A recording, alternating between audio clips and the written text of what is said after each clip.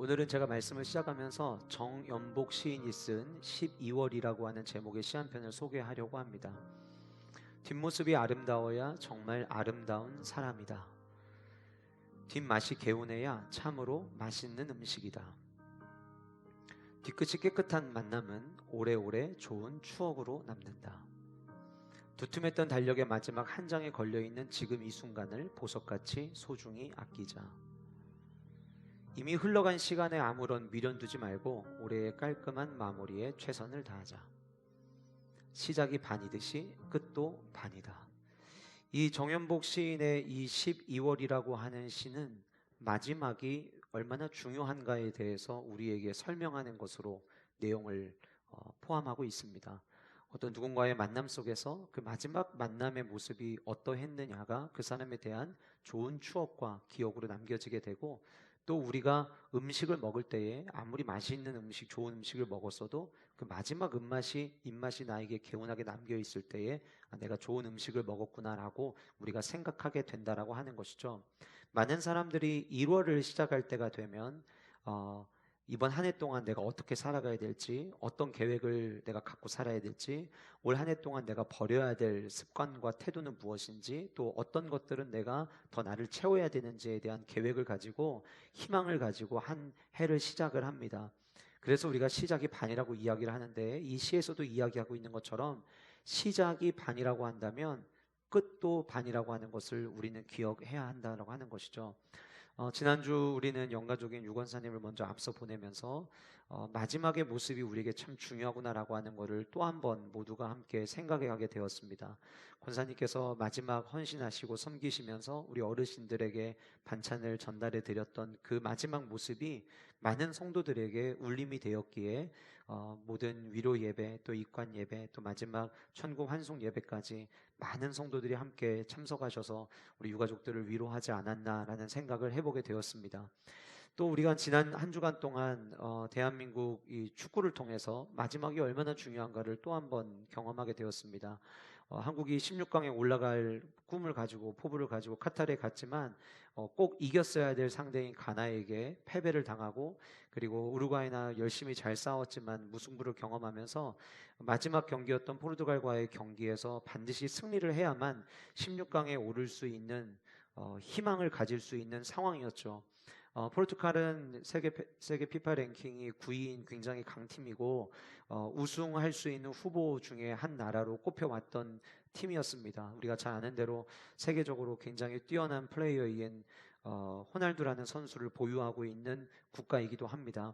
경기가 시작되고 나서 얼마 되지 않아서 정비를 다 갖추지 않았을 때에 한 골을 먹히게 되었고, 계속해서 끌려가다가 그 세계 최고의 선수인 호날두가 아주 좋은 어시스트를 우리에게 해줬고, 그거를 아주 침착하게 김영권이라는 선수가 넣으면서 1대1 무승부를 기록을 했죠. 그런데 한국에게 필요했던 것은 무승부가 아니라 승리였습니다. 그래서 감독이 그 전 경기에서 퇴장을 받아서 벤치를 지키지 못했지만 코치진들이 경기가 끝나갈 시간이 되어 가면서 우리에게 필요한 것은 무승부가 아니라 승리라는 것을 생각하고, 질 땐 지더라도 승부수를 걸어야겠다는 생각으로 공격수들을 대거 투입하기 시작을 했습니다.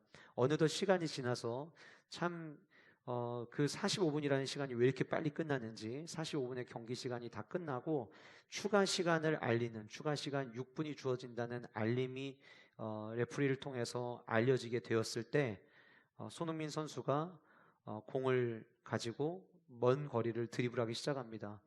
여러분들 중에는 그 시간에 직접 본방사수하신 분들도 계시겠지만, 보지 못하신 분들이라 할지라도 그 다음날 모든 방송사에서 재방송을 해줬고, 또 언론과 뉴스를 통해서 얼마나 극적으로 한국이 올라갔는지 여러분들 보셔서 아시겠지만, 손흥민이라고 하는 세계적인 선수가 달리기 시작을 하니까 포르투갈의 선수 수비수 7명이 손흥민 하나 맞겠다고 달려들었어요. 그리고 그 사이에 황희찬이라는 선수가 단 5분만 뛸 수 있는 기회가 내게 주어진다면 몸이 부서지더라도 뛰겠다라고 이야기했는데, 그 약속을 마치 지키기라도 하듯이 반대 빈 공간을 향해 잘 들어갔고, 그리고 손흥민 선수가 다리 사이로 어시스트를 하고 그것이 골이 되면서 한국이 16강에 오르게 되었습니다. 만약에 90분, 전후반 90분 경기가 끝났을 때 안 되나 보다라는 생각을 했다면 그 마지막 골은 등장하지 않았을 것입니다. 그런데 마지막 주어진 시간까지 최선을 다했기에 한국이 역전이라고 하는 승리를 얻게 되었고, 그리고 그 결과 16강에 오르는 쾌거를 가져오기도 하였습니다. 어제 제가 내일 이제 서울에서 목사님들 모임이 있는데, 내일 저희를 호스트해 주시는 목사님이 교회 찾아오는 방법을 단톡방에다가 공지를 하시면서 그 아래다가 이런 글을 올리셨더라고요. 어제 이제 문자를 올리신 건데, 내일 주일 포르투갈의 승리를 얻고 16강에 기쁨을 드렸던 그 기쁨을 능가하는 기쁨이 모든 교회에 있기를 소원합니다. 이렇게 올리셨어요. 그만큼 많은 사람들이 얼마나 기뻐했는지를 느낄 수 있는 대목이라고 생각이 되어집니다. 우리가 이 어떠한 무엇인가를 마무리한다. 그럼 그 마무리의 시즌이 우리에게 굉장히 중요하죠. 12월이 되면 사실 한 해를 마무리하는 많은 것들이 담겨져 있습니다. 가까이에서 공부하는 우리 자녀들은 기말고사를 치르게 되죠. 물론 기말고사의 경우에 1학기 때의 기말고사가 있고 2학기 때 기말고사가 있기 때문에 사실은 그 기말고사가 2학기를 마무리하는 것처럼 보이지만, 학교를 다니는 학생들에게는 이제 1년 동안 마무리하는 시험이기 때문에 한 해를 정리하는 것 같은 마음가짐을 갖고 그 시험에 임하게 됩니다. 또한 많은 이 1년 동안 수고한 사람들을 기억하면서 12월에는 참 많은 다양한 시상식들이 열립니다.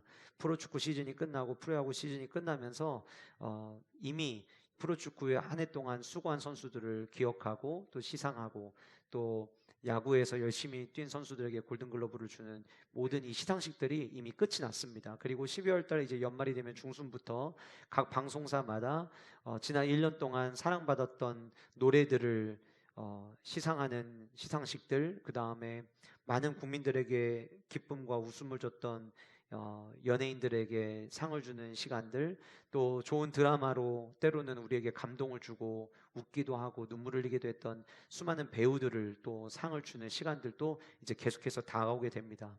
연기를 하고 수많은 사람들이 배우로서 드라마의 촬영을 한 사람들이 생각하는 최고의 상은 각 방송사에서 주는 상 중에 연기 대상을 가장 최고의 상으로 꼽겠지만, 연기 대상 못지않게 많은 사람들이 관심을 갖는 상이 나무주연상, 여우주연상, 또 나무조연상, 여우조연상.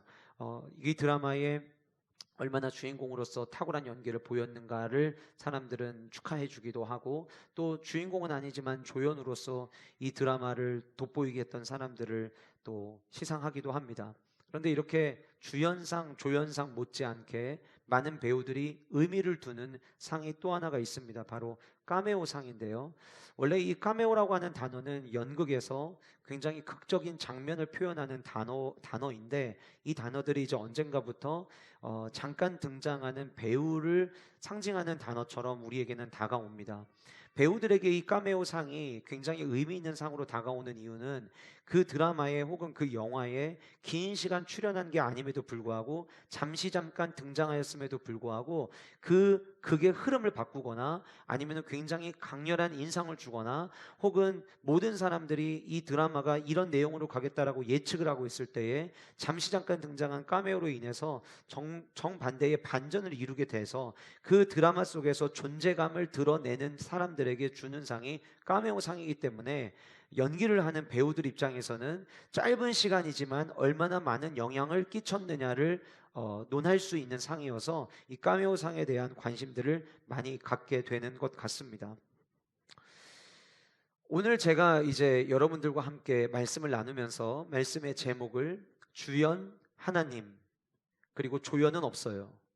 조연이 왜 없는지 이제 설명을 드릴 거예요. 그리고 카메오로 루벤, 갓, 므낫세, 반지파라고 하는 제목을 가지고 오늘 여러분들과 함께 말씀을 나눠보려고 합니다. 지난 1월부터 11월까지 우리는 여호수아 1장에서부터 21장까지의 말씀을 참 쉼없이 달려왔습니다.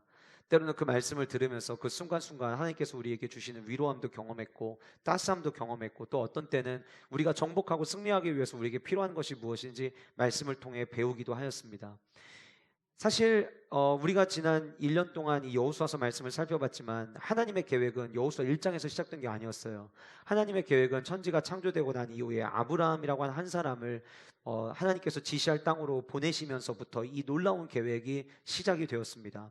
아브라함과 이삭과 야곱과 요셉으로 이어지는 이야기가 마무리가 되어지고, 그 요셉의 자손들 70인이 야곱의 자손들인 70인이 애굽으로 이동을 하면서 그들이 거대 민족이 되어서 200만 명을 이루고 여전히 애굽의 종살이라고 있을 때 하나님은 그들을 향해서 계획하셨던 가나안 땅으로 그들을 인도하시고자 애굽에서 그들을 출애굽시키십니다. 그리고 광야의 시간을 보내게 되죠. 그리고 광야의 시간을 보내서 모세에서 여호수아로 리더십이 교체되고 난 이후에 이제 하나님께서 약속하셨던 그 가나안 땅을 정복하는 이야기, 그 다음에 그 가나안 땅을 분배해서 차지하는 이야기, 그리고 그들 가운데 위험이 있는 자들을 살리기 위한 도피성의 이야기, 그리고 지난주에 살펴봤던 레위 자손들에게 흩어진 땅을 분배를 하면서 이제 앞으로 각 지파별로 흩어져 살겠지만 여전히 축복의 땅을 온전히 누리기를 원하시는 하나님 아버지의 마음까지 우리는 지난주의 말씀을 통해서 함께 살펴보게 되었습니다. 그리고 이제 오늘 저와 여러분들이 읽은 이 본문이 지금까지 우리가 살펴봤던 여호수아서 전체의 결론의 말씀이 시작되는 본문입니다. 오늘 저는 이 말씀을 두 부분으로 나눠서 말씀을 나누려고 하는데, 먼저 21장 43절에서부터 45절까지의 말씀을 한 파트로 나누고, 그 다음에 22장 1절부터 6절까지의 말씀을 두 번째 파트로 나눠서 이 말씀이 이 여호수아를 1년 동안 달려왔던 우리에게 이 12월 한 달 동안 하나님은 우리에게 어떤 교훈을 주기를 원하시는지 이 말씀을 통해서 함께 살펴보고자 합니다. 첫 번째 파트인 21장 43절부터 45절에 대해서 구약의 신학학자인 데이비스라고 하는 사람은 이 본문은 여호수아서의 신학의 중심이요 신학의 심장이라고 이야기를 하였습니다. 우리가 신학이라고 하면 신학은 하나님에 관한 학문을 신학이라고 이야기를 합니다. 그러니까 신학교를 가야 신학을 하는 것이 아니라 사실 예배를 드리기 위해서 모여서 그 예배를 통하여 하나님이 누구신지 우리가 알아간다면 사실 우리는 모두 신학을 날마다 접하고 있는 것이죠.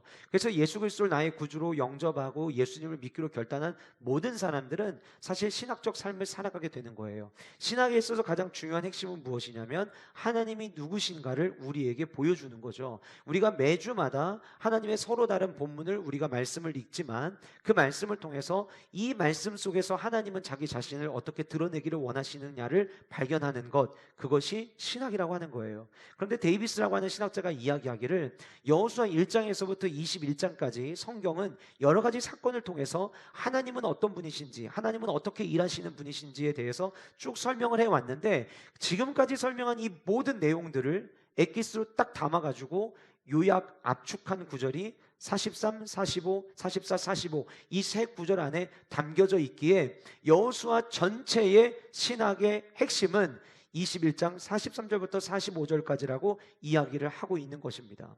본문을 보면 첫 번째 등장하는 43절은 13장에서부터 21장까지 등장하는 땅 분배와 도피성 지정, 레위인들에게 48개의 성읍을 나눠준 이야기를 압축하고 있는 구절이 43절이에요.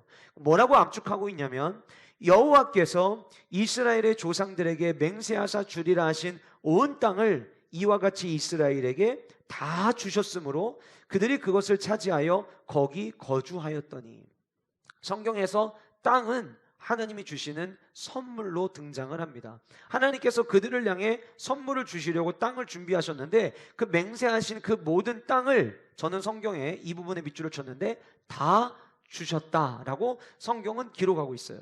그래서 13장부터 21장까지를 이 43절 한 절로 요약을 했습니다. 그 다음 44절은 이런 말씀이 있습니다.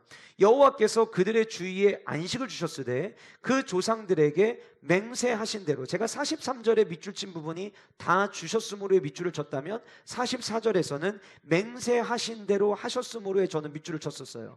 그들의 모든 원수들 중에 그들과 맞선 자가 하나도 없었으니 이는 여호와께서 그들의 모든 원수들을 그들의 손에 넘겨주셨음이니라. 1장에서부터 여호수아 1장에서부터 12장까지를 한 구절로 요약을 한 내용이 44절입니다. 자, 그러면 우리가 생각을 한번 해봐야 될 게 있어요. 이스라엘 백성들이 요단강을 건너고 가나안 땅을 정복하기까지 싸웠어요? 안 싸웠어요? 싸웠죠. 여러분, 싸움은요 반드시 싸움을 거는 사람과 반대편에서 싸움을 받아주는 사람이 있을 때만 싸움이 성립됩니다. 종종 부부들에게 부부싸움 자주 하세요? 이렇게 물어봤을 때, 혹은 싸우세요라고 했을 때 우리는 싸움이 안 돼요 라고 이야기하는 분들 계시죠. 그 얘기는 뭐냐면 두 분 중에 한 분이 성질을 돋기 위해서 뭔가를 얘기를 했는데 상대방이 그거를 받아주지 않으면 싸움이 안 되는 거예요. 지금까지 이스라엘 백성들이 가나안 땅에 들어가서 정복 전쟁을 했어요. 정복 전쟁을 했다는 것은 그 땅을 차지하기 위해서 이스라엘 백성들은 들어간 거고 그 땅을 빼앗기지 않기 위한 무리들이 그 안에 있었다라고 하는 거예요. 그런데 오늘 말씀은 뭐라고 이야기를 하고 있냐면 여호와께서 맹세하신 대로 하셨는데 원수들 중에 그들과 맞선 자가 하나도 없었다라고 성경은 이야기를 하고 있다는 거예요. 이스라엘 백성들과 맞선 자가 있었어요? 없었어요? 있었어요. 싸웠잖아요. 싸웠다는 건 뭐냐면 맞선 자가 있었다라고 하는 거예요. 그런데 성경은 뭐라고 이야기하고 있냐면 그들과 맞선 자가 하나도 없었다라고 지금 이야기를 하고 있다는 거예요. 그들이 싸웠던 수많은 전쟁 가운데 1장에서부터 가나안 땅 정복에 이르기까지를 다 포함하고 있으니까 요단강을 건넌 일도 이 안에 들어가는 것이고 수많은 사건들이 이 안에 다 내포되고 있는데 그들 안에 다양한 일들이 있었지만 그 모든 일을 이스라엘 백성들이 한 거는 하나도 없다라는 거예요. 맞선 자가 없다는 건 뭐냐면 이스라엘 백성들을 상대할 싸움의 대상자가 없었다는 얘기가 아니라 그들이 이스라엘 백성들이 싸우러 나갈 때에 그들이 싸운 게 아니라 하나님이 원수들과 맞서셨다는 거예요. 하나님이 맞섰기 때문에 이스라엘 백성들은 싸울 일이 없었다라는 것을 성경은 우리에게 이야기하고 있는 거예요. 여러분, 우리가 인생을 살아가다 보면 우리가 저마다 열심히 살아갑니다. 경제활동을 위해서 열심히 살아가고 합격을 위해서 열심히 공부하고 승진을 위해서 우리 열심히 노력합니다. 사업을 점점 넓히기 위해서 노력하는 일들도 있죠. 우리가 아무것도 안 하고 그냥 손 놓고 있느냐? 아니에요. 합니다. 그런데 하나님의 관점은 만약에 저와 여러분들에게 똑같이 오늘 또 오셔서 이야기하신다면 너네가 맞선 것은 하나도 없다라고 아마 하나님은 똑같이 이야기하실 거예요. 그럼 우리는 이런 생각이 들어요. 허무해요. 아니 내가 열심히 했는데 왜 하나님은 내가 했다고 안 하고 하나님이 하셨다고 이야기하는 거야? 우리가 한 건 뭐냐면요, 하나님이 어떤 분이신지를 보여주시면 그 보여주신 걸 가지고 하나님이 원하시는 대로 하나님의 계획 아래 그저 우리는 살아갔던 거예요. 예를 들면 이런 거예요. 요단강을 건넜어요. 요단강을 건널 때 홍해를 마른 땅 건넌 같이 그들이 마른 땅 건너는 것처럼 요단강을 건넜다고 성경은 이야기하고 있거든요. 자, 요단강을 그들이 건넜는데 자기들 힘으로 한 게 있나요? 하나도 없어요. 하나님이 하셨어요. 하나님이 행하신 모습을 보고 나니까 여리고성 무너뜨릴 때에 그들 한 거 뭐가 있나요? 있죠. 없는 건 아니에요. 뭐 했어요? 하루에 한 바퀴씩 돌았어요. 마지막 날 7바퀴 돌았어요. 마지막 소리 외치라고 할 때 외쳤어요. 아무것도 안 한 게 아니에요. 했어요. 그러나 그들이 한 것은 하나님이 어떤 하나님이신지 보여준 거에 대해서 하나님 말씀에 순종한 것 뿐이었다는 거예요. 우리의 인생도 마찬가지예요. 우리가 무엇인가를 하는 게 아니라 우리의 삶이 가나안 땅을 정복하고 차지하는 아름다움이 우리 안에 넘치기 위해서는 하나님이 어떤 분이신지를 발견하고 그 하나님에 대하여 반응하는 삶을 우리는 살아가야 한다라고 하는 거예요. 그렇게 43절이 13장부터 21장까지를 요약하고 44절이 1장에서부터 12장까지를 요약을 하고 난 다음에 45절은 43절과 44절을 다시 말씀드리면 여호수아 1장에서부터 21장까지의 모든 이야기를 한 줄로 압축합니다. 이렇게 이야기합니다. 여호와께서 이스라엘 족속에게 말씀하신 선한 말씀이 하나도 남음이 없이 다 응하였더라. 여러분, 이 말씀은 어떠한 감정과 흥분이 하나도 없이 그저 어떤 사건을 한 줄로 기록하고 평가하는 내용이 아니라 본문에 기록되어 있는 이 말씀은 당시 그들에게는 엄청난 감격이요 희열이 넘치는 하나님을 향한 찬양의 고백이요 메시지였다고 저는 생각합니다. 주연 하나님은 모든 것을 다 하셨습니다. 모든 것을 다 하셨어요. 그래서 여호수아에는 조연이 등장하지 않아요. 주연 되시는 하나님이 모든 것을 계획하신 그 하나님이 모든 것을 이루셨고 마지막 45절에 이야기하면서 하나도 남음이 없도록 모든 말씀을 다 이루셨다라고 성경은 이야기하고 있다는 거예요. 여호수아 전체를 요약하고 있는 43, 44, 45절의 시작은 똑같이 누가 일하셨는가를 이야기하면서 시작합니다. 주어를 이야기하면서 시작을 합니다. 43절, 44절, 45절 모두 제일 앞에 여호와께서로 시작을 하고 있어요. 이스라엘 백성들의 삶 가운데 주연 되신 하나님께서 모든 것을 다 하셨고 여호와께서 일하심을 성경이 우리에게 보이고 있듯이 저와 여러분들의 지난 1월부터 11월까지 우리의 삶 역시, 그리고 앞으로 살아가게 될 12월도, 그리고 한 달 뒤에 맞이하게 될 2023년도 우리가 무엇인가를 하는 게 아니라 여호와께서 일하시는 삶을 우리는 살아가게 될 줄 믿으시기를 바랍니다. 그리고 그 여호와 하나님께서는 모든 것을 다 하십니다. 그런데 여기서 우리 안에 이해하지 못하는, 납득이 되지 않는 한 가지 하나님의 생각과 우리의 생각이 갭이 있는 부분이 하나가 있어요. 그게 뭐냐면, 하나님은 오늘 이 아침에 저와 여러분들에게 내가 모든 것을 다 했다고 이야기를 하는데 우리 안에 때로는 원망과 우리 안에 불만이 있을 때가 있어요. 하나님 이게 진짜 다 하신 거예요? 라는 생각이죠. 자, 우리가 만약에 여러분들 가운데 맞아요, 나도 지금 그 생각을 하고 있었어요. 진짜 이게 하나님이 다 하신 게 맞나요? 이게 하나님이 하실 수 있는 최선인가요? 이게 베스트인가요? 라는 생각이 만약에 우리 안에 있다면, 그 생각을 한 이유는 내가 생각할 때 이 정도가 채워져야 하나님이 하셨다라고 인정할 수 있다는 생각을 내가 갖고 있기 때문인 거예요. 여러분들의 삶 가운데 1월부터 11월까지 오는 동안 하나님이 하실 일을 하나님은 다 하셨습니다.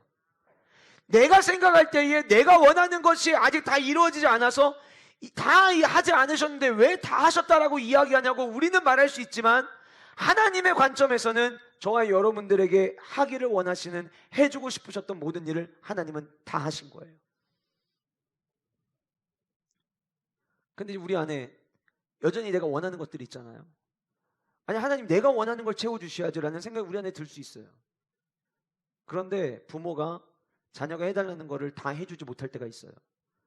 다 해줬다가는 오히려 그 아이를 망치게 될 때, 다 해주는 것 때문에 오히려 위험에 노출될 때, 다 해주는 것 때문에 바르게 자라지 못할 때 부모는 모든 걸 다 해주지 않습니다.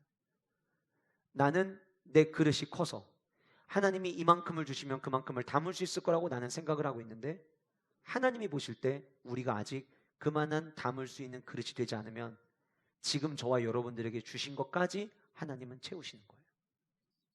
그래서 우리는 하나님을 바라보며, 모든 것을 다 하시는 그 하나님을 바라보며 하나님 앞에 믿음의 반응을 하며 삶을 살아가야 되는 거예요. 많은 이들이, 주님을 믿는 자들이 이야기합니다. 제가 하나님이 살아계심을 내가 믿습니다. 그런데 진짜 중요한 건 뭐냐면, 저와 여러분들이 하나님을 믿는다면 하나님이 보실 때에 진짜 하나님을 믿는 자답게 우리는 살아가야 돼요. 입술로는 하나님을 믿는다라고 이야기하면서, 하나님을 신뢰한다고 이야기하면서 내 삶의 모습 속에서는 그 하나님을 온전히 신뢰하지 못한 채, 못하는 모습을 드러낸 채 살아가고 있다면 나의 믿음의 고백이 믿음의 삶으로 이어지고 있는지 우리는 점검해 봐야 한다라고 하는 것입니다. 우리가 지난 1년 동안 함께 정복합시다라고 하는 주제를 가지고 외쳐왔습니다. 이제 계속 12월 한 달 동안 이 함께 정복합시다의 의미가 가지고 있는 내용이 무엇이었는지, 뭘 도대체 정복하자는 건지 하나씩 여러분들과 함께 나눌 텐데, 함께 정복합시다라고 하는 이 주제는 우리가 뭔가를 정복하는 게 아니라 하나님이 모든 것을 정복하셨음을 목격하는 것이에요. 내가 뭘 정복하는 게 아니라 하나님이 어디까지 일하셨고 하나님이 어디까지 정복하셨는지를 함께 바라보고 경험하는 삶, 그것이 2022년 우리가 해야 될 일이었다라고 하는 거예요. 사랑하는 성도 여러분, 이스라엘 백성들에게 주연 되신 하나님께서 모든 것을 다 하신 것처럼 우리 교회를 향한 하나님의 계획, 아직 2022년 12월이 남았고 이 12월 달 안에 또 하나님이 행하실 일이 있으시겠지만, 우리 교회를 향한 하나님의 일하심과 모든 계획은 하나도 놓침없이 모든 것을 다 이루실 것입니다. 빠짐없이 이루실 거예요. 마찬가지로 여러분들의 삶 가운데도 하나님께서 이루실 일을 하나님은 하나도 빠뜨리지 아니하고 모두 이루실 것입니다. 그 하나님을 바라보면서, 어차피 내가 하는 게 아니라 하나님이 모든 걸 다 하신다면 우리의 남은 12월 한 달은 우리의 시선과 우리의 생각과 우리의 방향이 하나님을 향하여 하나님이 기뻐하시고 하나님이 원하시는 삶으로서의 삶을 살아내는 은혜와 축복이 저와 여러분들 가운데 있기를 주님의 이름으로 축복합니다. 이 이야기가 여호수아 21장 43절에서부터 45절까지 등장하는 내용이었어요. 그리고 나서 22장부터 24장까지는 여호수아의 고별 설교라고 하는 부제가 붙을 만큼 여호수아가 이제 이스라엘 백성들에게 마지막 자기가 전해야 될 메시지를 전하는 이야기가 시작이 됩니다. 그런데 이 마지막 고별 설교를 시작하는 22장에는 오늘과 또 다음 주에 살펴볼 이 에피소드 안에 루벤, 갓, 므낫세 반지파가 이 에피소드의 주인공으로 등장을 합니다. 여호수아 전체의 주연은 하나님이셨지만 잠깐 이들이 카메오처럼 등장을 하는 거예요. 그런데 이들의 이 이야기가 가볍게 보고 넘어가지 못할 만큼 우리에게, 오늘 이 시대를 살아가는 저와 여러분들에게, 그리고 축복의 땅 가나안 땅을 향해 여전히 걸어가고 있는 저와 여러분들에게 주는 굉장히 중요한 메시지와 교훈이 오늘 본문 안에 담겨져 있습니다. 이 카메오를 통해서 하나님이 우리에게 주시고자 하시는 하나님의 가르침은 무엇일까? 당시 루벤, 갓, 므낫세 반지파에서 이 가나안 땅 정복을 위해서 군인으로 차출되어서 함께 전쟁에 참여했던 사람들이 역사학자들, 신학자들이 이렇게 조사한 거에 의하면 약 4만 명 정도가 이 전쟁에 참여한 것으로, 물론 약간씩의 차이는 있지만 대부분의 의견은 약 4만 명 정도가 참여했다라고 봅니다. 그리고 전쟁의 기간은 이것도 학자들마다 약간의 의견은 다르지만 짧게는 7년, 그리고 길게 보는 분들은 10년 넘게도 전쟁이 진행됐다라고 보는 경향이 있어요. 그런데 여러분, 7년도 결코 짧지 않습니다. 그 기간 동안 루벤, 갓, 므낫세 반지파가 이스라엘 백성들과 함께 요단강을 건너서 전쟁을 했어요. 그렇게 전쟁을 했던 그들이 처음에 전쟁을 시작할 때 처음부터 동참하지 않았다는 걸 우리는 알고 있습니다. 그들이 모세를 찾아와서 이야기를 했죠. 하나님이 우리에게 너무 많은 복을 주셔서 가축대가 너무 많습니다.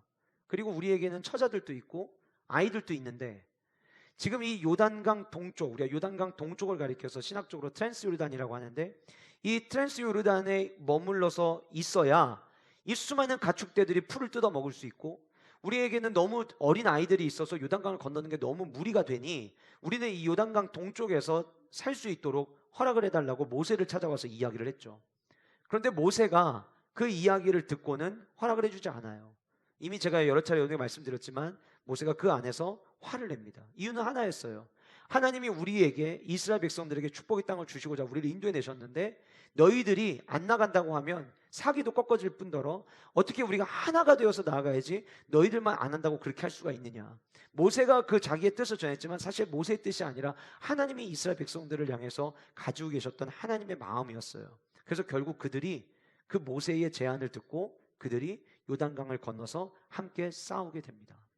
여러분, 우리가 잘 아는 대로 제가 이 르우벤과 갓과 므낫세 반지파를 까메오라고 이야기하는 이유는 요단강을 건너서 그들이 전쟁을 하는 동안, 전쟁의 승리를 경험하는 동안 이번 전쟁은 르우벤, 갓, 므낫세 반지파 때문에 승리했다고 언급하는 곳이 단 한 군데도 없고요. 이런 언급이 없다 할지라도 전쟁에서 이 세 지파가 어떠한 영향을 끼쳤다라고 하는 것조차도 지난 1년 동안 우리가 살펴봤지만 어느 한 곳에서도 등장하지 않습니다. 그러나 모든 신학자들의 공통적 견해는 뭐냐면 많은 지파들 가운데, 12지파 가운데 므낫세, 갓, 르우벤 이 세 개의 지파가 전쟁에 가장 능한 지파고 칼을 제일 잘 다루는 지파라는 의견을 모든 신학자들이 갖고 있습니다. 다시 말하면 여호수아 안에 이 세 지파가 어떤 공을 세웠는지는 정확히 기록하고 있지 않지만 이미 신학자들과 수많은 단서를 통해서 이 전쟁에서 가나안 땅을 차지하는데 이들의 공이 꽤 컸다라고 하는 것을 알 수 있다라고 하는 거예요. 그럼에도 불구하고 그들에 대한 이름과 그 지파들의 이름이 한 번도 언급되질 않았어요. 그리고 오늘 본문은 그 지파가 어떠한 마지막 열매를 거두게 되었는가를 우리에게 이야기합니다. 그 첫 번째는 내 생각을 내려놓을 때 축복의 주인공이 되었다라고 하는 거예요. 오늘 본문에 등장하는 이 까메오들은 자기들의 생각을 내려놓고 축복의 주인공이 된 사람들이라 하는 거예요. 이 세 개의 지파는 처음 모세를 찾아왔을 때만 하더라도 이기주의의 대명사였을 겁니다. 다른 지파들이 이 세 지파가 찾아와서 모세에게 건의하는 내용을 들었을 때 그 이야기를 주변에서 들었다면 어쩜 저렇게 자기들밖에 생각을 안 하지? 라는 생각을 했을 거예요. 저는 예수님을 믿고 신앙생활하는 모든 성도는 날마다 어제보다 오늘, 오늘보다 내일 더 주님을 닮아가는 성화가 있어야 된다고 생각을 합니다. 우리의 삶 속에서 실수 없는 사람 없고 허물 없는 사람 아무도 없을 거예요. 저 또한 완전하지 않고 제 안에도 실수가 있어요. 여러분들 역시 마찬가지일 거예요. 그러다 보니까 부족한 사람들끼리 모여서 신앙생활을 하다 보면 서로에게 의도치 않게 마음을 상하게 하는 일들이 일어날 수도 있어요. 그런데 여기서 중요한 건 이거예요. 원래 우리는 불완전하기 때문에 아픔을 줄 수 있어 라고 하는 이 생각 때문에 내가 더 성화되려고 하는 시도와 내가 더 주님을 닮아가려고 하는 시도를 거기서 멈춰버린다면 하나님은 그 모습을 절대 기뻐하지 않으실 거예요. 우리 모두가 우리 안에 불완전한 모습이 있어요. 그러나 성도는 날마다 시간이 지나면 지날수록 주님이 기뻐하시는 모습으로 변화되어져 가야 되는 거예요. 예를 들어서 어느 교회가 있다고 가정해 봅시다. 교회 안에 문제가 엄청 많았어요. 그런데 1년이 지나면 그 교회의 문제가 그 전에 10개였으면 9개로 줄어야 돼요. 9개였으면 8개로 줄어야 돼요. 그러면 그 교회는 건강한 교회일 거예요. 예전에는 뭐 이렇게 마음에 안 맞는 게 많았어요. 근데 시간 지나다 보니까 예전만큼 부딪히는 부분들도 없어지고, 예전에는 사람들 대하는 게 내 안에 뭔가 거꾸러웠는데 언젠가부터 그런 부분도 조금씩 사라지기 시작한다면 교회 성도들이 성화되고 있거나 내가 성화되고 있다는 증거겠죠. 처음에 이들은 굉장히 이기주의적인 사람들이었어요. 그런데 그들이 모세를 찾아와서 했던 이야기는요, 말도 안 되는 이야기가 사실은 아니었어요. 여러분 잘 생각해 보세요. 이 세 지파가 모세를 찾아와서 우리에게는 가축이 많습니다. 어린 아이들이 있습니다. 요단강을 건넌다는 거 너무 위험합니다. 그리고 요단강 건너면 우리가 알기로는 그 요단강 건너편에 있는 요단강 서쪽 땅에는 광야 같은 곳이 많은데, 산지가 많은데 이 가축들은 평지에서 풀을 뜯어 먹어야 되는데 얘네들이 건너간다 한들 거기서 우리가 제대로 살 수가 없습니다. 자, 이 세 지파가 모세를 찾아와서 한 이야기는요, 말이 안 되는 이야기가 아니라 굉장히 현명한 이야기였어요. 굉장히 합리적인 이야기였어요. 타협이 가능할 만한 이야기였어요.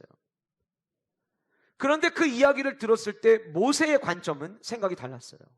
하나님이 모세에게 지혜를 주셔서 말씀해 주셨던 하나님의 생각은 그것과 달랐어요. 오늘 본문을 여러분 보시면, 오늘 본문의 22장 2절과 3절 말씀에 그들에게 이르되 여호와의 종 모세가 너희에게 명령한 것을 너희가 다 지키며 또 내가 너희에게 명령한 모든 일에 너희가 내 말을 순종하여 오늘까지 날이 오래도록 너희가 너희 형제를 떠나지 아니하고 오직 너희 하나님 여호와께서 명령하신 그 책임을 지키도다. 지금 2절과 3절에서 뭘 이야기하고 있냐면, 너희들이 원래 너희들의 생각이 있었는데 그 생각을 내려놓고 너희들이 모세와 약속한 대로 순종하였고, 그리고 나하고 너희들이 이야기한 대로도 너희들이 순종을 해왔다. 그런데 그 뒤에 구절에서는 모세와 나의 이야기만 너희가 잘 지킨 것이 아니라 그 이야기를 지킨 것이 결국은 3절에 너희의 하나님 여호와께서 명령하신 책임을 너희들이 지킨 것이라고 여호수아가 이야기하는 거예요. 무슨 얘기냐면 모세가 한 이야기였고 여호수아가 한 이야기였지만 결국 그 이야기가 하나님이 너희들에게 원하셨던 모습이었는데 너희들이 그 모습에 순종했다라고 지금 이야기를 해주는 거예요. 그리고 오늘 읽었던 본문 6절에 보시면 여호수아가 그들에게 뭐 했다고 이야기하고 있죠? 축복하매라고 이야기합니다. 여호수아가 그들에게 축복하여 보내매. 원래 이들은 처음 가지고 있었던 그 마음대로였다면 우리 건너가서 전쟁 안 하겠다는 나름 합리적인 이야기, 말이 되는 이야기를 끝까지 주장했다면 이들은 이 축복을 얻지 못했을 거예요. 그런데 우리의 생각이 있지만 이 생각보다 하나님의 생각이 옳다라고 한다면 우리의 생각을 내려놓기로 결정을 하는 거죠. 내려놨더니 그 다음 뭐가 따라왔냐면 순종이 따라왔어요. 자 보세요 여러분, 제가 오늘 삽지에 1번 첫 번째 내 생각을 내려놓고 축복의 주인공이 되었다라고 말씀을 드렸는데, 생각을 내려놓고 축복의 주인공이 되기까지 이 중간에 거쳐야 되는 한 단계가 있어요. 그게 뭐냐면 순종이에요.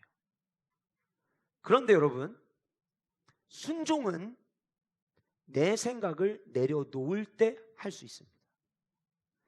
여러분들이 내가 신앙생활 참 오래 했는데 난 왜 이렇게 순종하기가 힘들지? 그렇다면 아직 여러분들이 가지고 계신 여러분들의 생각이 무엇인지를 빨리 점검하셔야 돼요.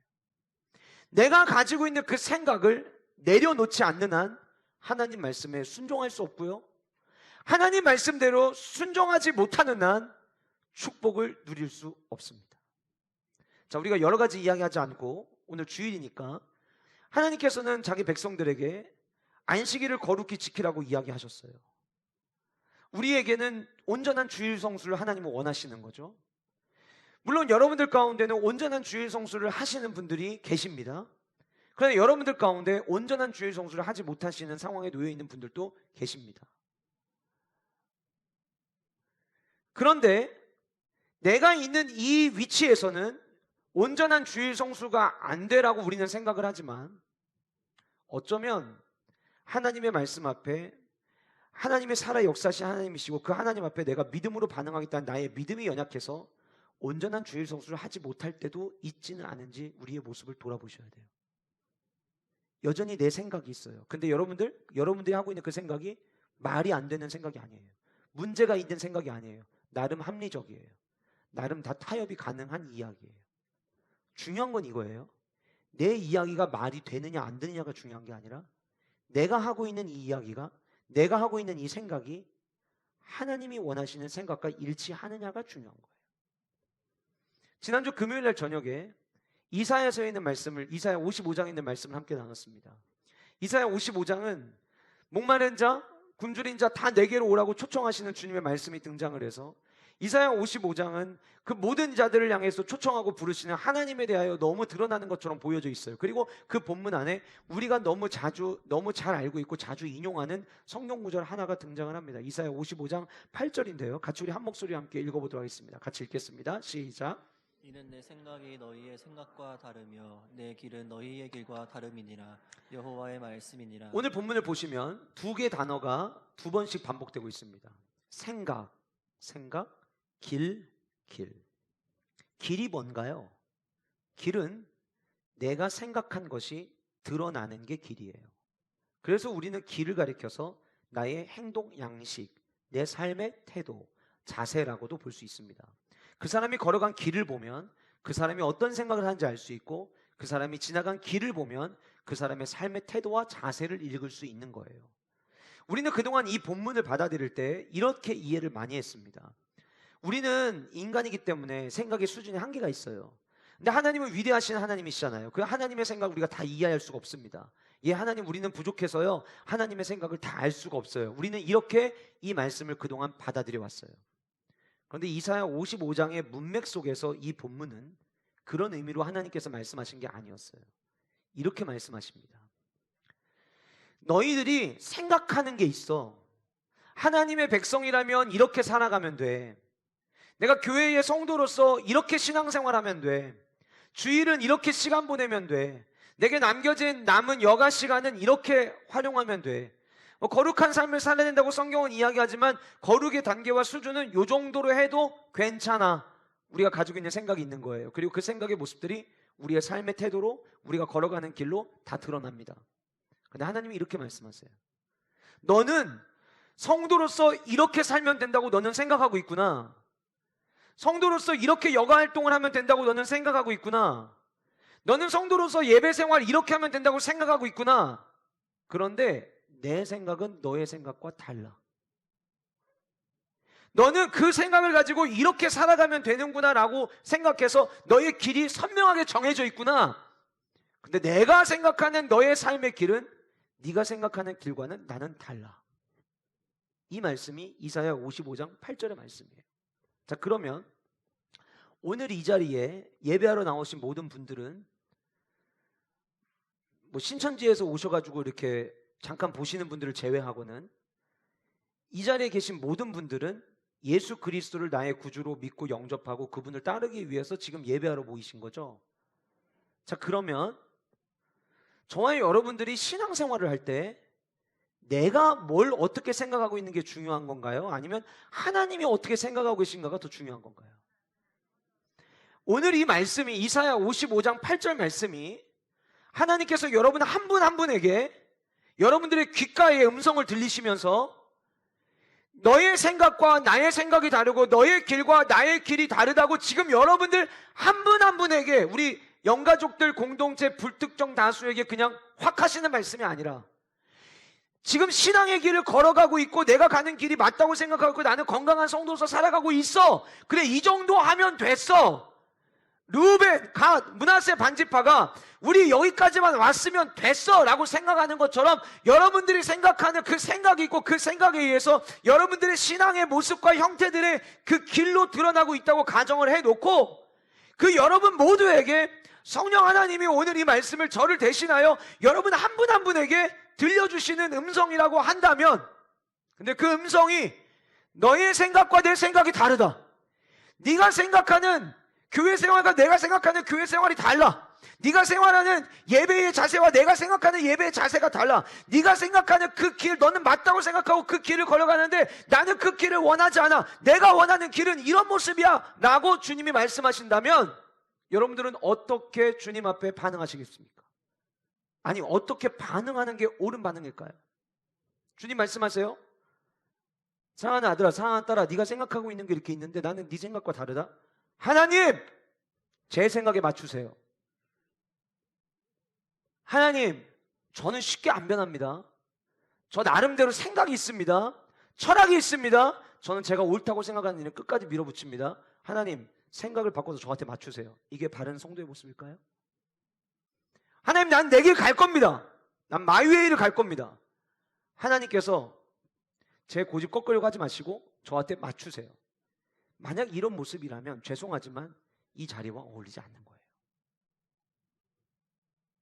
성도는 내 생각과 하나님의 생각이 다르다는 것을 발견한 순간 내 생각을 내려놓을 줄 알아야 돼요.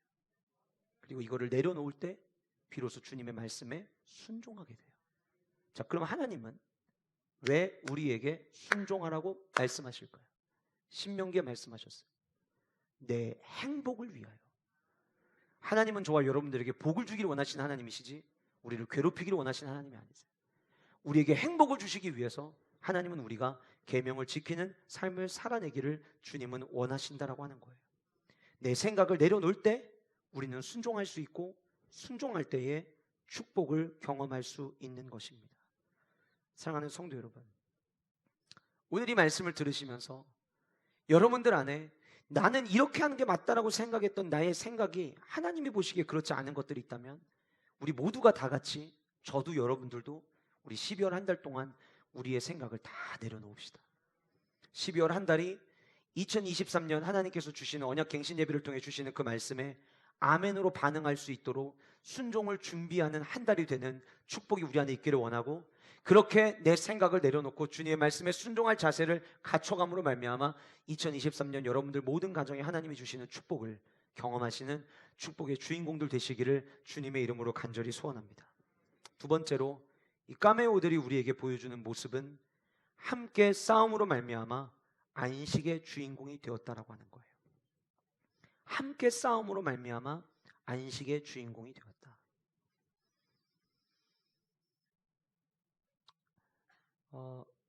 전쟁이 아직도 끝나지 않고 있습니다.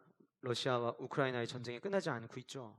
이 전쟁이 처음 시작할 때 러시아의 대통령이었던 푸틴은 3개월 안에 전쟁을 마무리할 수 있을 거라고 생각하고 전쟁을 시작했다고 합니다. 그런데 전쟁이 끝이 나질 않죠. 벌써 1년이 다 돼가고 겨울에 전쟁이 시작됐는데 3개월 안에 끝낼 거라고 생각했는데 날씨가 풀리고 따뜻해지기 시작하면서 러시아 군대가 끌고 갔던 전차들이 눈이 녹으면서 자연스럽게 우크라이나의 땅이 진흙 땅으로 바뀌면서 전차가 진흙에 빠져갖고 빠져나오지 못하는 일들, 그래서 전차를 버리고 도망 나오는 우스꽝스러운 일들이 계속해서 재현이 됐어요. 그것뿐만이 아니에요. 자기네들이 계획했던 시나리오대로 전쟁이 승수를 쌓지를 못했어요.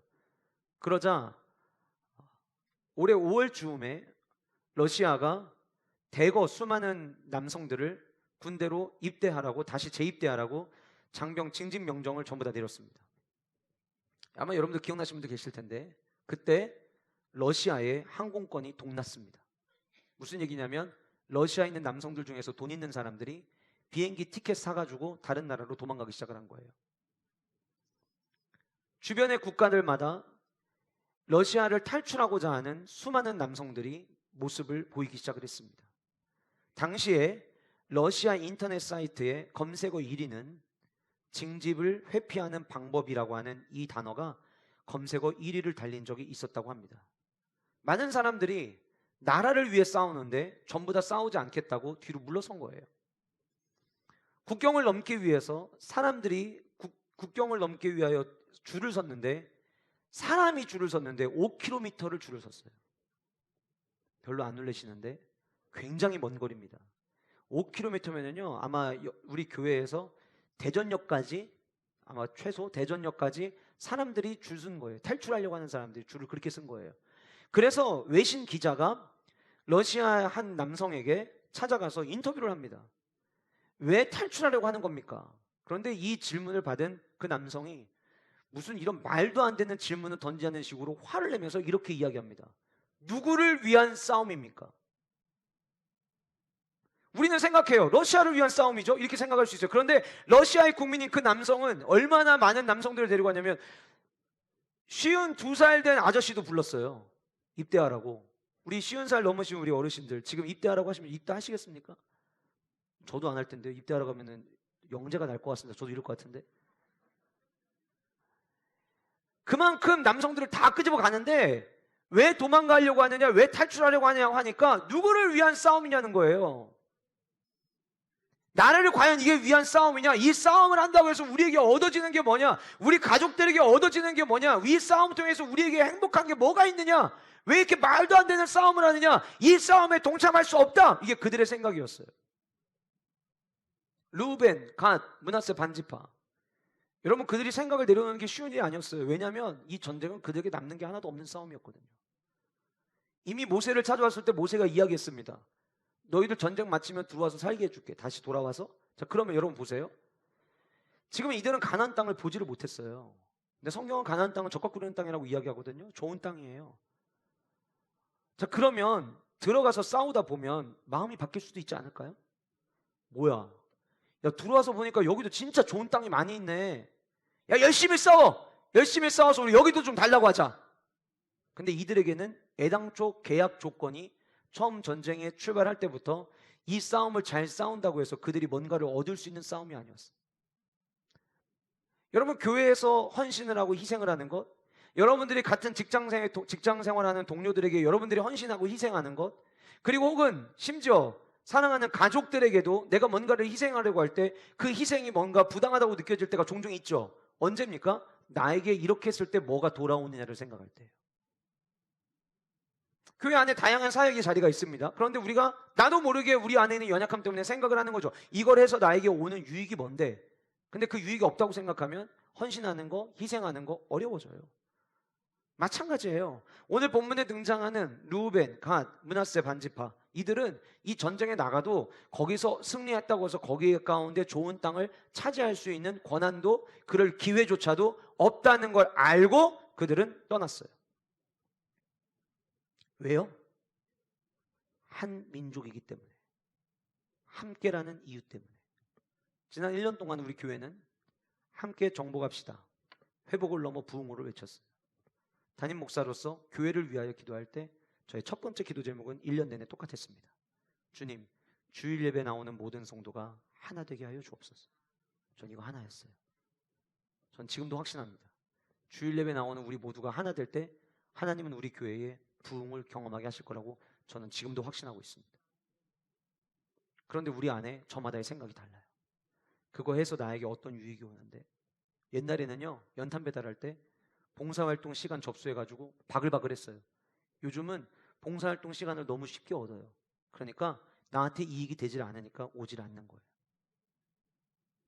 뭔가를 할 때에 그게 나한테 어떤 영향을 주고 어떤 유익이 주느냐, 그거 하나예요. 그런데 당시에 루벤, 갓, 므낫세 반지파는 한 민족이고 사기를 떨어뜨리지 않기 위해서라도 너희들은 함께 나아가 그 땅에 차지하는 전쟁에 참여해야 된다고 모세를 통해 하나님은 하나님의 마음을 전달해 줬고, 그리고 그 이야기에 그들은 순종하며 함께 싸웠어요. 그런데 제가 이 말씀을 보면서 눈에 아주 인상 깊게 등장했던 단어가 있었습니다. 4절인데요. 이제는 너희 하나님 여호와께서, 무슨 얘기예요? 2절과 3절에서 너희들이 어떻게 순종했는가를 쭉 얘기를 했잖아요. 생각을 내려놨더니 순종이 됐고, 순종을 했더니 6절에 축복이 됐어요. 그 순종을 했다는 거는 이들이 지금 나가서 함께 싸웠다는 것을 2절과 3절이 지금 포함을 하고 있는 거예요. 이제는 너희 하나님 여호와께서 이미 말씀하신 대로 너희 형제에게 뭘 주셨대요? 안식을 주셨으니. 안식을 주셨으니. 하나님께서 이들에게 안식을 선물로 주셨어요. 여러분, 안식은 누구에게 필요할까요? 여러분, 이 세상을 살아가는 모든 사람은 안식을 원합니다. 휴가를 왜 가는 거죠? 쉬고 싶기 때문에 가는 거예요.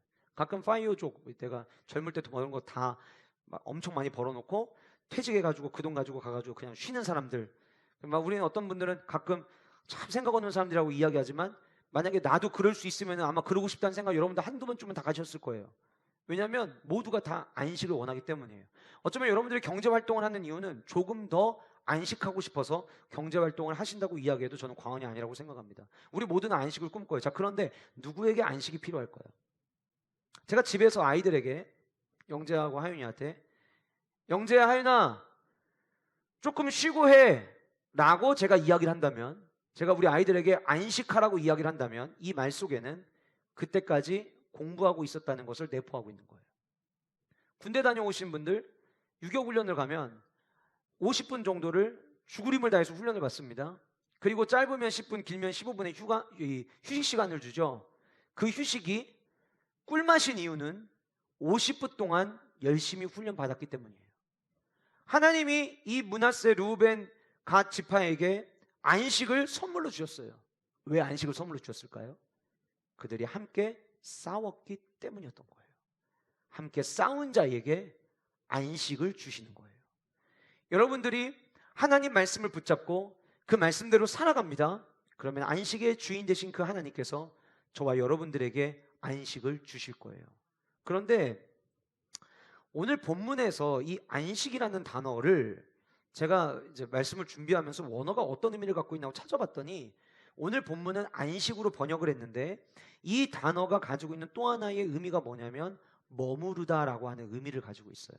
그리고 제가 말씀을 보니까 사실 이 말씀이 안식이라고 번역은 해놨지만 그리고 그 안식의 의미가 잘못된 건 아니지만 본문의 내용상으로 봤을 때에는 머무르다라는 단어가 되게 잘 어울려요. 왜냐하면 너희 형제에게 머무르게 하셨으니 그 다음에 어디에 가서 어떻게 머무르라는 이야기가 그 다음에 나와요. 무슨 얘기냐면 지금까지 너희들이 열심히 싸웠고 달려가고 또 지난 7년, 짧으면 7년, 길면은 10여 년 동안에 너희들이 전쟁을 달려왔다면 이제는 너희들이 거할 곳에 가서 이제 거기서 머무르면서 안식해라, 쉬어라, 그동안 수고 많았어, 이 얘기인 거예요. 저는 우리 교회 모든 영가족들이 하나님이 주시는 안식을 경험하시는 축복이 있기를 간절히 소원합니다. 그리고 그 안식을 누리기 위해서 함께 나가서 싸울 수 있는 하나된 마음과 용기와 담력 또한 여러분들 모두에게 하나님께서 부어주시기를 간절히 소원합니다. 그래서 정말 위로부터 부어주시는 그 안식의 주인공 되어서 하나님 안에서 쉰다라고 하는 것이 바로 이런 거구나. 여러분, 안식이 왜 필요하죠? 안식은 쉬는 게 목적이 아니에요. 안식은 잘 쉬어야 다음에 또 달릴 수 있어요. 여러분들 우리 달력 나눠드리는데 달력 월, 화, 수, 목, 금, 토, 주일 이렇게 들어있잖아요. 주일이 있고 월, 화, 수, 목, 금, 토 이렇게 나와요. 주일을 잘 쉬고 나서 안식을 우리가 경험하고 나서 또 우리는 각자의 삶 속에서 열심히 살아내는 거예요. 그리고 또 주일날 모여서 주님이 주시는 쉼을 또 경험하는 거예요. 이 반복으로 인해서 하나님의 백성에게 주시는 축복을 함께 맛보고 공유하는 우리 모든 영가족들 되시기를 주님의 이름으로 축복합니다. 마지막 세 번째로 본문에 등장하는 이 까메오들이 우리에게 주는 마지막 교훈은 자신의 자리로 돌아가며 사명의 주인공이 되라는 거예요. 너희들 자기로 돌아가서 사명의 주인공이 되라는 이 가르침을 우리에게 주고 있습니다. 오늘 본문 속에서 여호수아가 르우벤, 므낫세 반지파, 갓지파 돌아가서 이제 너희들이 머물르기를 원했던 그 땅에 가서 머물르라고 이야기를 합니다. 자, 우리가 이제 너무 이렇게 막 말씀이 쭉 오다 보니까 놓치고 있던 부분이 하나가 있는데요. 이스라엘 백성들이 이 르우벤 지파, 갓 지파, 므낫세 반지파가 요단강을 건너서 이스라엘 백성들과 함께 싸우기 위해서 가나안 땅에 들어갈 때 이 나머지 세 개 지파가 요단 동편에서 자기들이 살 수 있는 거주지, 그 다음에 뭐 장막 이런 모든 거를 완벽하게 갖추고 도시의 모양을 이루고 이들이 가나안 땅 정복에 간 게 아니에요. 요단강 건너고 여리고성 들어가고 이 모든 시가들이 이들이 이미 요단 동편에 살 수 있는 도시를 형성하고 간 게 아니라 이게 형성되기 전에 갔다 와서 형성할 것을 전제로 출발을 했던 거예요. 자, 그러면 당시에 르우벤, 갓, 므낫세 반지파에서 약 4만 명의 사람들이 이 군대의 군인으로 이제 갔다라고 한다면 그 사람들은 이 지파 안에서는 어떤 사람들이었을까요? 가장 힘 잘 쓰는 사람들이었을 거예요.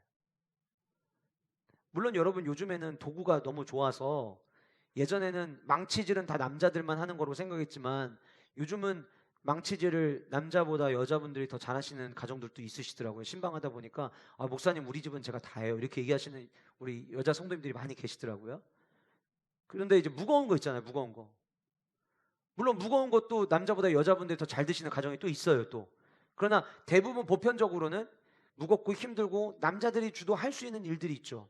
여러분 집을 짓는 것, 그들이 거주하는 장막을 짓는 것 대부분 힘 좋은 남성들이 주축이 돼야 할 수 있는 일들일 거예요. 짧으면 7년, 길면 10여 년 기간을 언제 돌아올지 모르는 상황에서 사랑하는 가족들과 아이들을 남겨둔 채 이들은 전쟁하기 위해서 떠났어요. 그리고 이제 돌아옵니다. 돌아오는데 와서 보니까 도시의 모양도 제대로 사는 모습도 아니고 이런 모습이 눈에 보이지 않았겠어요? 그러면 제가 만약에 이 세 지파 가운데 한 명으로 나가서 싸우고 돌아온 군인이라고 한다면 일단 우리 집 사는 곳 먼저 잘 꾸며놓고 마당도 좀 가꾸고 울타리도 세우고 이런 생각을 먼저 했을 것 같아요. 지금 이제 이들을 여호수아는 여전히 요단강 서편에 있으면서 이 세 지파를 요단 동편으로 다시 돌려보냅니다. 근데 요단 동편으로 돌려보낼 때 여호수아가 이들에게 사명을 줍니다. 사명을 줘요. 그 사명이 무엇입니까? 5절입니다. 우리 5절을 함께 같이 한 목소리로 읽어보도록 하겠습니다. 같이 읽겠습니다. 시작.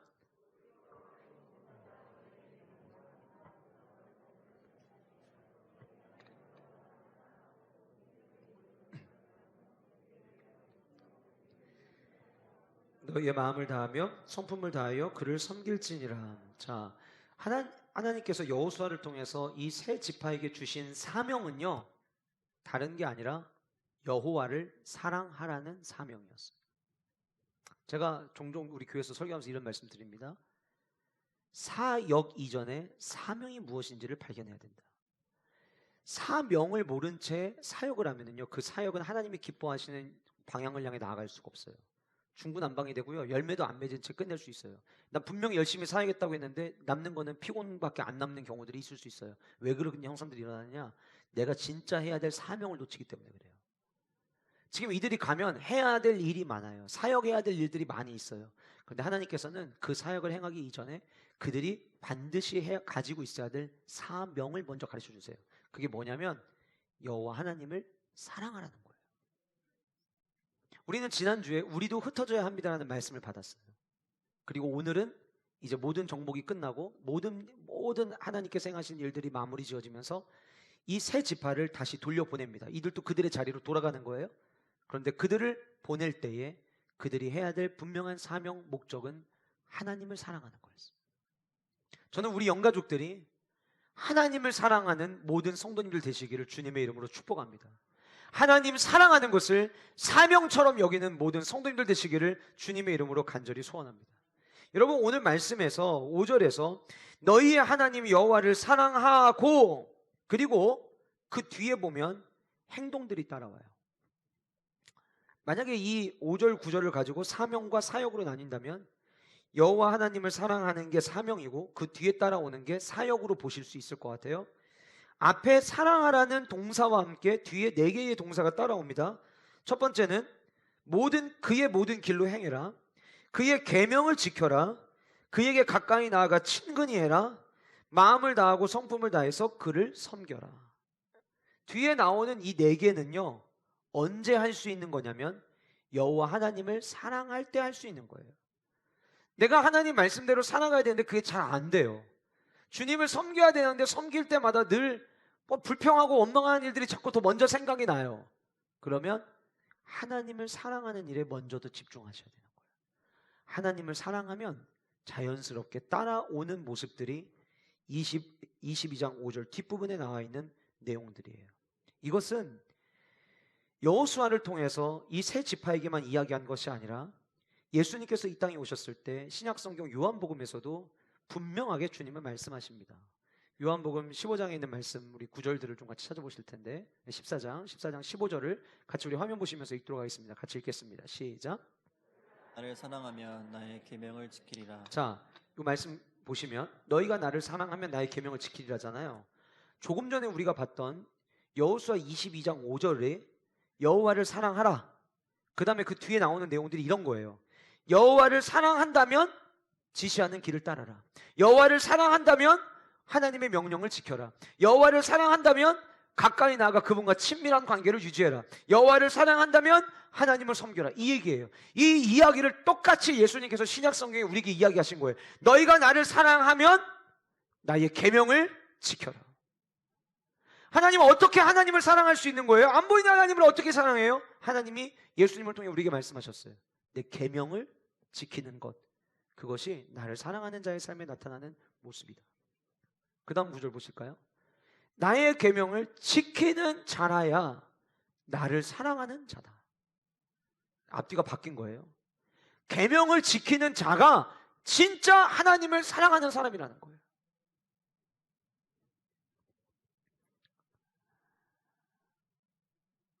영성의 대가였던 유진 피터슨 목사님이 목회를 엄청나게 크게 하셨느냐? 그렇지 않았어요.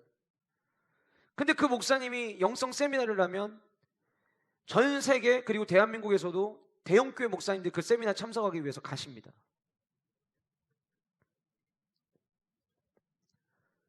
그 이제 어떤 분이 질문을 하는 거죠. 목사님 이렇게 영성의 대가인데 생각보다 성도들이 그렇게 많지는 않네요. 근데 이 목사님 뭐라고 이야기를 하셨냐면 내 영성의 크기로는 이 사람들 감당하는 것도 벅찹니다. 그 이야기를 듣고 온누리교회 하영조 목사님이 고민에 빠지신 거예요. 하나님 앞에 갔을 때 천국에서 만날 수 있는 우리 교회 성도가 과연 몇 명이나 될 수 있을까? 입술로는 하나님을 믿는다고 하고 입술로는 하나님을 사랑한다고 하는데 그래서 그 성도들을 하나님 말씀대로 살아가기 위해서 훈련시키고 세우고 하는데 그 영성의 대가라고 불리는 그 목사님도 그 많지 않은 성도들이 하나님 말씀대로 살아가게 하는데 벅차다고 이야기를 하시는데 매 주일이면 수천 명 수만 명씩 교회를 예배하러 오는데 과연 이들 중에 천국에서 만날 수 있는 사람이 과연 몇 명이나 될까? 주님을 사랑한다면 저와 여러분들의 삶에 그분의 말씀을 따라 살아가는 순종의 모습이 나타나야만 하는 거예요. 오해하지 마세요. 행위로 구원받는 걸 얘기하는 게 아니에요. 구원받은 자는 그 구원의 감격 때문에 구원받은 자답게 살아가는 거예요. 그렇게 살아서 구원을 받으려고 하는 게 아니라 구원받은 자답게 하나님이 기뻐하시는 길을 걸어감으로 말미암아 그 삶 속에서 주시는 은혜를 또 경험하는 거예요. 오늘 본문에 등장했던 이 루벤, 갓, 므낫세 반지파 이들은 드디어 자기들이 머물고 있던 그 땅으로 돌아가라는 확인을 받고 이제는 해제 통보를 받고 돌아가게 되었어요. 그런데 그때부터 여호수아가 그들에게 간절히 원했던 것은 그 땅으로 돌아갔을 때 다른 거 하려 하지 말고 하나님 사랑해라. 오늘 이 주일 아침 함께 예배하러 모이신 우리 모든 영가족들을 향해 하나님께서는 동일하게 말씀을 주고 계십니다.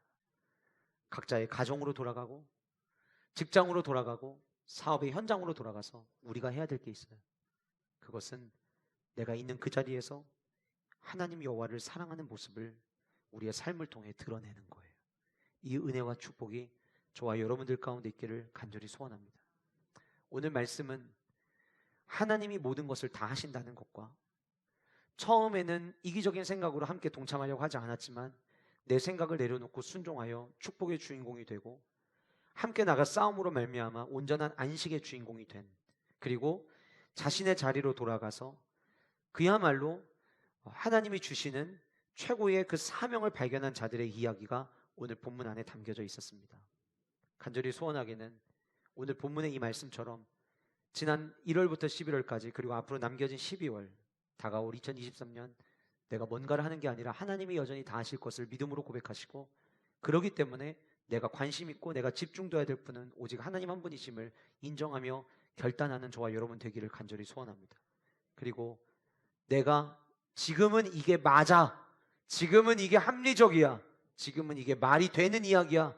라고 생각하는 것들이 있다 할지라도 하나님이 근데 내 생각과 너의 생각은 다르다고 이야기하신다면 내 생각 내려놓고 주님의 생각을 맞춰가기 위하여 애쓰는 우리 모든 영가족들 되시면 좋겠어요. 그래서 여러분들 모두가 축복의 주인공들 되셨으면 좋겠습니다. 말씀을 마무리 짓겠습니다. 예배를 드리다 보면은요, 어떤 날은 처음부터 끝까지 하나님이 내게 위로해 주시는 것처럼 들리는 말씀이 있습니다. 와, 하나님이 오늘 나 살아낼 힘 주시려고 이런 말씀을 주시는구나. 어떤 날은 말씀을 듣다 보면 하나님의 그 풍성하신 사랑에 압도되어져서 예배 시간마다 하나님께서 나를 안아주시고 나를 얼마나 사랑하시는지, 나를 향한 하나님의 계획이 얼마나 위대한지를 보여주시고 느껴주시는 시간들도 있습니다. 어떤 때에는요, 내게 부담이 되고 내가 불편하게 들리는 말씀도 있습니다. 우리는 때로 내가 위로를 받고 격려를 받고 하나님의 사랑을 경험하면 은혜를 받았다라고 표현을 하지만, 내가 부담이 되거나 불편한 말씀을 들을 때면 오늘은 은혜를 못 받았다는 생각을 하게 될 때가 있습니다. 그러나 진짜 하나님의 은혜는 자기 백성이 잘못된 길로 갈 때 바른 길로 가도록 인도해 주시는 주의 막대기와 지팡이가 내가 가야 될 길을 지시하고 보호해 주시는 것, 그것이 저는 진짜 은혜라고 생각이 됩니다. 혹 여러분들 가운데서 오늘 이 말씀이 내 생각을 내려놓고 순종할 때 축복을 경험할 수 있다는 이 말씀이, 함께 싸울 때에 진짜 안식을 경험할 수 있다는 이 말씀이, 내가 돌아가서 하나님 사랑하는 것을 가장 우선시해야 되는 이 말씀이 불편하게 들리신 분들이 계실 수도 있습니다. 그러나 하나님이 여러분을 사랑하셔서 여러분들에게 복을 주시고자, 여러분들에게 안식을 주시고자, 여러분들에게 진짜 사명을 주시고자 내게 주신 말씀으로 우리가 받고 이제는 말씀대로 살아가는 은혜와 축복이 저와 여러분들 우리 모든 영가족들에게 있기를 주님의 이름으로 간절히 소원합니다. 이 시간을 함께 기도하겠습니다. 우리가 교만함을 가질 수 없는 이유는 내가 뭔가를 하는 게 아니라 하나님이 다 하시기 때문이에요. 하나님은 지금도 저와 여러분들에게 필요한 모든 것을 다 하고 계시고 지금도 이루고 계십니다. 이스라엘 백성들이 여러분 광야 생활할 때 아픔이 있었죠. 힘들었죠. 요셉이 형제들에 의해서 팔려갈 때 괴로웠죠. 아팠죠. 그러나 요셉이 애굽의 국무총리가 되고 났을 때 오늘을 위해서 나를 먼저 보내셨구나라는 걸 그제서야 요셉은 이해하게 되었습니다. 여러분들 중에는 내가 지금 너무 힘든 시간들을 통과하고 있어서 하나님이 다 하셨다는 말씀을 납득하기 어렵고 받아들이기 어려우신 분들이 계실 수도 있습니다. 그러나 과정에 불과합니다. 뜨거운 태양을 보고 내리는 강한 빗줄기를 맞은 나무가 더 무럭무럭 자랄 수 있습니다. 우리 인생을 살아가다 보면 아픔이 있는 시간들이 있을 수 있어요. 그러나 그 시간 또한 나에게 가장 좋은 것을 주기 위해서 허락하시는 하나님의 계획임을 우리 모두가 기억하고 주님의 말씀대로 살아내는 은혜와 축복이 저와 여러분들 모두에게 있기를 간절히 소원합니다. 여러분들 오늘 말씀 들으면서 혹 하나님이 여러분들에게 사랑하는 아들아, 사랑하는 딸아, 너의 이런 생각, 너의 이런 모습 내려놓을 수 있겠니? 라고 말씀하신 게 있다면 여러분 내일로 미루지 마시고 오늘 주님 앞에 결단하십시오. 예, 주님, 내 생각 내려놓고 주님의 생각에 맞춰가겠습니다. 주님의 뜻을 따라가겠습니다. 하나님께서 나를 위해 예비해 주신 주님의 축복 나도 누리고 경험하는 주의 백성 되게 하여 주시옵소서. 주님, 온전한 안식을 경험하고 싶습니다. 그런데 나름 타당한 이야기로 함께 나가서 싸우려고 하지 않았던 모습들이 우리 안에 있었다면 하나님, 우리 영가족과 함께 하겠습니다. 교회와 함께 정복을 위해 나가겠습니다. 교회와 함께 회복을 넘어 부흥을 향해 달려가겠습니다. 주님, 우리에게 은혜 주시옵소서. 같이 우리 한 목소리로 하나님 앞에 진실되게 함께 기도하며 나가도록 하겠습니다. 기도합시다.